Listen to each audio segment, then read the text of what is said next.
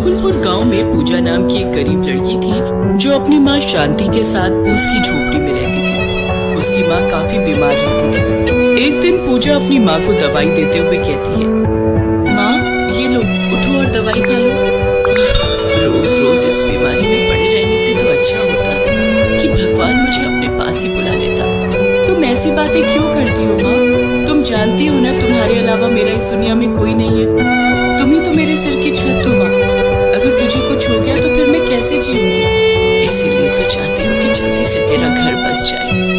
अपनी माँ की सुनी आंखों में खुद की शादी का ख्याल देखकर पूजा बात को बदलते हुए कहती है, आप भी न माँ, जब देखो मुझे अपनी बातों में उलझाए रखती है। अब मैं जल्दी से खेतों में से मूली तोड़कर बाजार में बेच आती हूँ, नहीं तो कोई और उसे न ले जाए। मूली तोड़ने के बाद पूजा उसे बाजार में ले जाकर बेचने बैठ जाती है। ले लो ताजी ताजी मूली ले लो।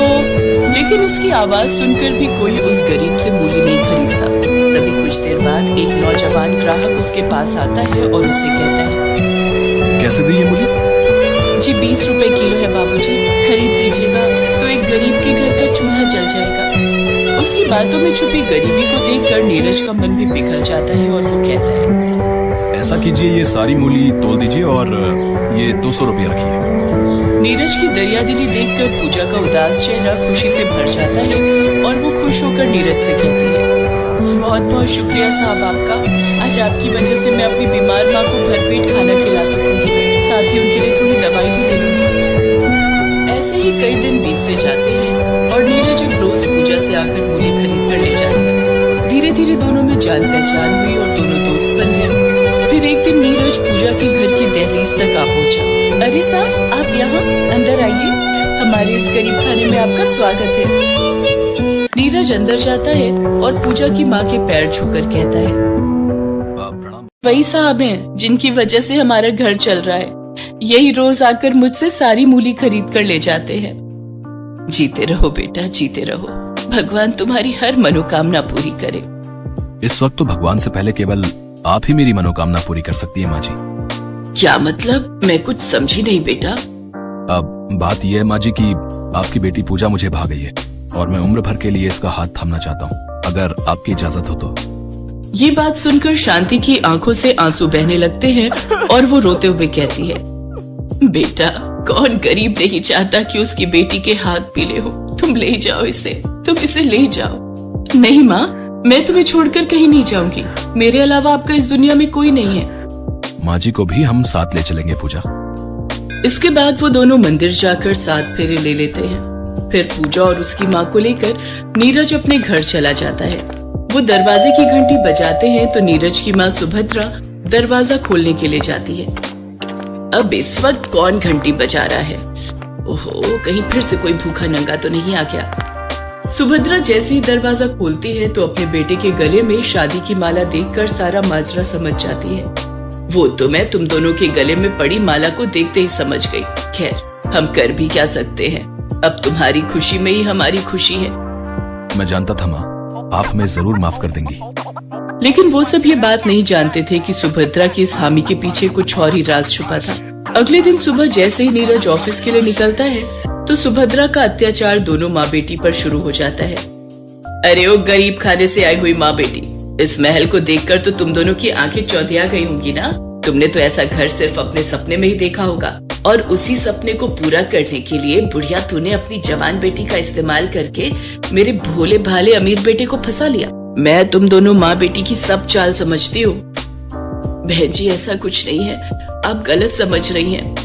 बस अब नाटक बंद करो और जल्दी से काम पर लग जाओ। ए बुढ़िया, चल किचन में बर्तन पड़े उन्हें धो दे, और तू बहुरानी या नौकरानी जो भी है, जल्दी से सारे घर में झाड़ू पोछा लगा और फिर कपड़े पड़े उन्हें धो दे।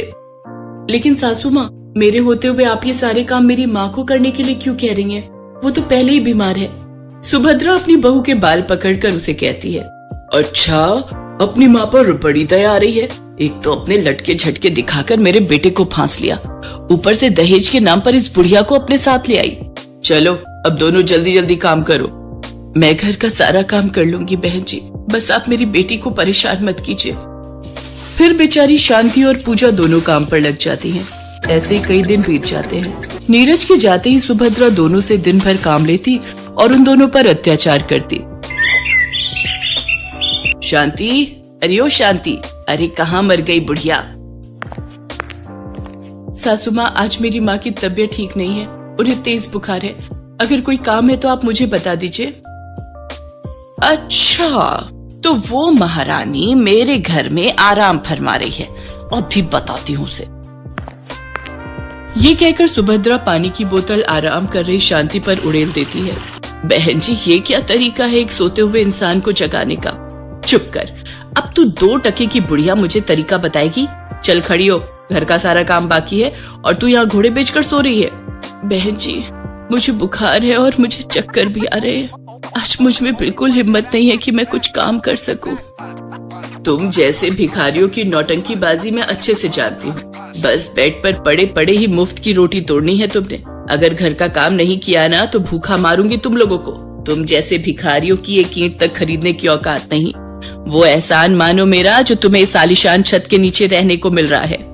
बेचारी गरीब माँ बेटी को अपनी ऐंठ दिखाते हुए सुभद्रा वहाँ से चली जाती है और अपने कमरे में जाकर आराम से बेड पर लेटे लेटे गोंद के लड्डू खा रही होती है। सुभद्रा रोज इसी तरह उन दोनों पर किसी न किसी बहाने से अत्याचार करती रहती। इन दोनों गरीब औरतों पर कितना भी अत्याचार कर लो, लेकिन ये दोनों है कि यहाँ से खिसकने का नाम ही नहीं ले रही।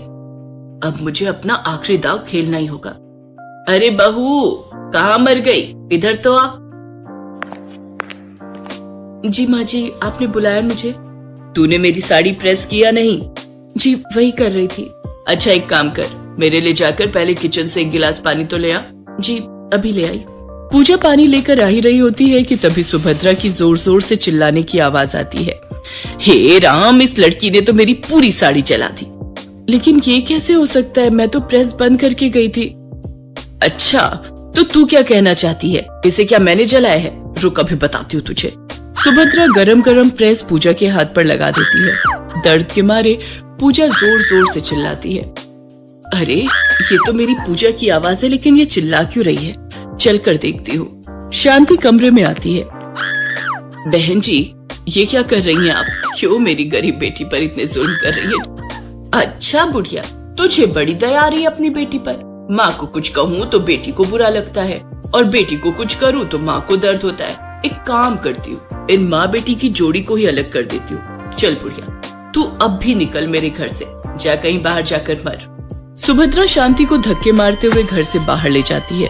नीरज भी वहाँ पहुँच जाता है कि तभी बुखार से तप रही शांति चक्कर खाकर बेहोश हो जाती है। मार डाला इन्होंने मेरी माँ को। नीरज देखो न सासू माँ ने मेरी माँ के साथ क्या किया। फिर पूजा उसे सुभद्रा के अत्याचारों के बारे में बताती है, जिसे सुनकर नीरज कहता है, वाह माँ वाह, रंग बदलने में तो आपने गिरगिट को भी पीछे छोड़ दिया। एक बीमार बूढ़ी औरत पर जुल्म ढाते हुए आपके हाथ नहीं कांपे। अब मेरा आपसे कोई रिश्ता नहीं। आपको तो बस ये शान और शोहरत प्यारी है ना, तो रहिए अब आप अपनी इसी दौलत के साथ। अब रहिए इस बड़े घर में अकेले। ये कहकर नीरज शांति को उठाकर डॉक्टर के पास ले जाता है, जहाँ डॉक्टर उसे दवाई देता है। फिर नीरज पूजा और शांति के साथ अपने एक अलग फ्लैट में रहने लगता है, तो वहीं सुभद्रा को अपना आगे का जीवन अकेले ही उस घर में काटना पड़ता है।